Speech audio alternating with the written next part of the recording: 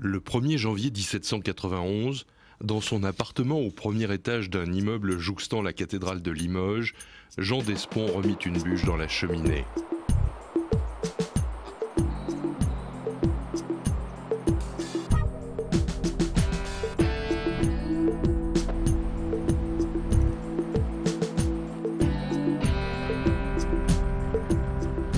Si vous voulez, moi ce qui m'intéresse dans cet épisode, c'est effectivement les bords de Vienne, mais c'est aussi la cathédrale et tout le quartier de la Bessaye, donc au XVIIIe siècle.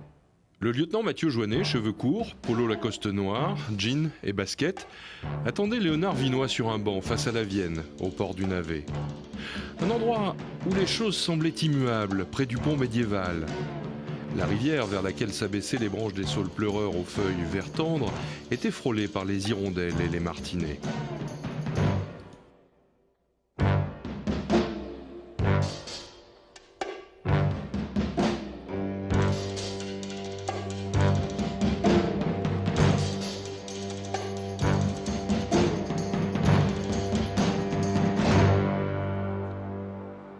J'ai choisi la Révolution française, donc à Limoges, mais en Limousin aussi plus largement, avec un personnage un peu trouble qui a véritablement existé, qui s'appelait Guillaume Humbert de Boudot et qui a joué des rôles un peu mystérieux dans cette révolution à Limoges. Ce type d'histoire, pour moi, c'est la façon de raconter l'histoire de Limoges et du Limousin.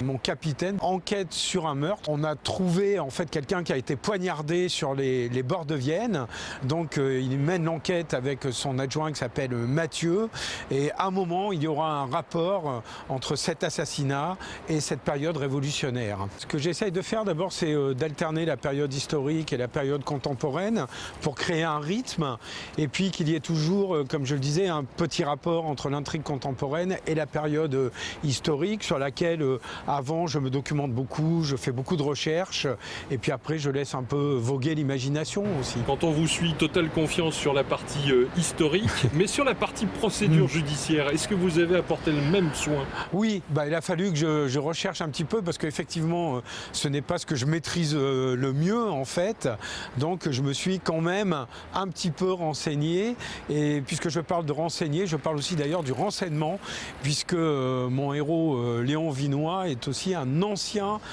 agent de renseignement. Cette fois, nous ne nous reverrons plus, mais notre amitié aura survécu et survivra encore.